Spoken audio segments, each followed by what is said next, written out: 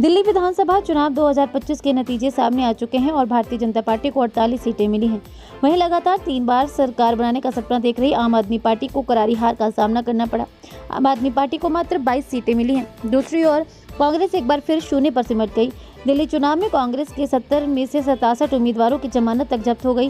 हालांकि कांग्रेस के vote share में 2.1% कम मामूली सुधार हुआ है। हालांकि 70 सीटों पर हारने के बाद भी कांग्रेस पार्टी ने दिल्ली चुनाव में खेला कर दिया। दरअसल गठबंधन न होने से वोटों का बंटवारा हुआ और भाजपा की आक्रामक चुनावी रणनीति ने आपकी हार की पटकथा लिख दी।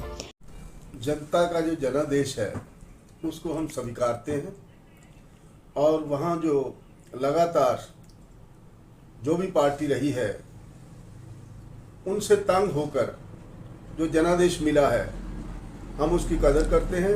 अब जो लोग दिल्ली के जनता की जो उम्मीदें हैं उनको हम तो यही कहते हैं कि भारतीय जनता पार्टी ने जो उनसे वायदे किए हैं वो उनको पूरा करे और आने वाला समय जो है उसमें दिल्ली की जनता जो है वो सुख सुविधाओं से अपना जीवन जो है उस जीवन को बिताए, यही हम शुभकामनाएं करते हैं। सुदर्शन जी, हरियाणा देखा, दिल्ली देखा, पर दिल्ली में आप 70 सीटों में से 67 में से जो है जमानत जब्त हो चुकी है, इसके बारे में क्या कहना चाहेंगे? मैं पहले तो कह चुका हूं कि जो जनता का जनादेश है हम उसको स्वीकारते हैं।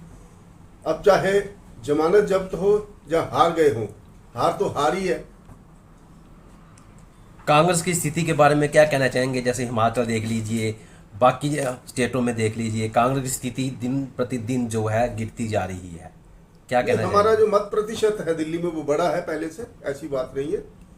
जो आंकड़े हैं वो हम चाहे आंकड़ों में हार गए हैं लेकिन मत प्रतिशत जो है हमारा वो दिल्ली में बढ़ चुका है, ऐसी बात नहीं है। दिल्ली की बात नहीं, मैं पूरे स्टेट की बात कर रहा हूँ कि जैसे हिमाचल की बात है, सुक्खू ने जो वायदे किए हैं वो वायदे अभी तक पूरे नहीं किए गए हैं। जनता जहाँ भी रुष्ट है, महिलाओं के लिए जो मैक्सिमम महिलाओं की बात की जाए तो जो 1500 की बात है वो आज तक नहीं मिले हैं।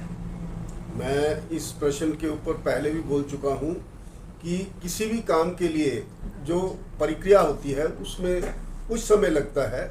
अब पूरे प्रदेश में जो ये इसकी 1500 रुपये की जो महिलाओं को देने का जो वादा है उसकी प्रक्रिया जो है जारी है और जो सरकार जो है जो उसको आदेश दे दिए गए हैं, चिन्हित का जो प्रक्रिया है वो जारी है। जब भी चिन्हित का काम पूरा होगा उन महिलाओं को, पात्र महिलाओं को ही ये 1500 रुपये दे दिया जाएगा। सुदर्शन जी, आपको भी पता है कि जब सरकार के पास बजट नहीं होगा, कर्जे में है सरकार इस समय, तो ये पैसे कैसे दिए जाएंगे? ये विरासत में मिला है कर्जा।